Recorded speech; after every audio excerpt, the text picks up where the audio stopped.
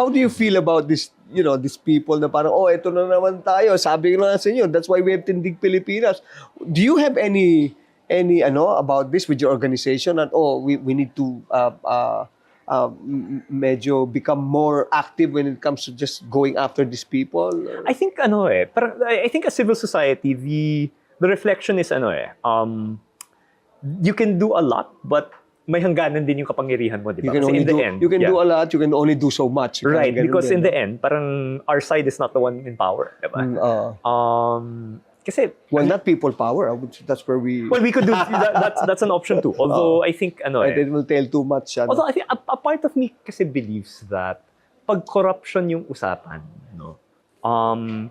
in a way, one way that democracy is supposed to be designed is na kapag nangurakot yung tao na hinalal mo, babalik pa rin yung taong yun sa iyo sa susunod na eleksyon. And you have the power to kick them out. Right? Okay. So I feel like, parang as someone who believes in that concept of democracy, I think it's an important exercise that we use the ballot to punish the people who are corrupt. Kaya ako, while there are a lot of voices come out na ano ba yung kailangan natin gawin to get rid of these politicians, people power na ba and everything. And I have some sympathy for that. But ako parang what I really want to see is let's make the electoral system, electoral accountability work in this country. And ako parang nga sa akin, it's not necessarily yung botante na nagkukulang dyan eh. Kasi again, in the case of, pangalanan na nga natin, si Jinggoy Estrada, in the case of Bong Revilla, in the case of the late Juan Ponce Enrile, when they were caught in the PDAF scandal nung panahon ni Pinoy, when they sought re-election again in 2019, that was the first time they ran after being associated with the PDAF scandal, Enrile got kicked out, Jinggoy got kicked out, Revilla came in at number 11. And only because nasama siya sa slate ni Digong nung midterms, diba? Si Jinggoy was not.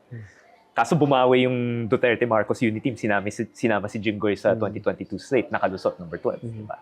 So in the end, this is coming from a time na number 1 si Revilla in 2010, number 2 si Jinggoy. So a lot of Pinoys, turned their backs on Jinggoy and Revilla because of corruption. So ako parang nasa punto na nga ako na hindi botante yung nagkulang nun eh, 'di ba? It was in a way mas side pa nga namin na since the democratic opposition, the progressive side, whatever you want to call them, since we weren't able to stay in power, we weren't able to keep committed to seeking justice here, nakalaya sila, 'di ba?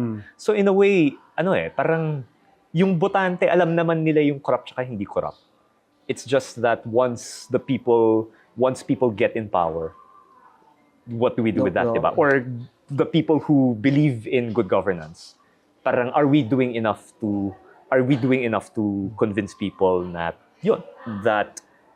we deserve to be the ones in charge to see these things through. Kasi ngayon, parang kung Duterte man o Marcos yung magsasalita about anti-corruption, the credibility only goes so far.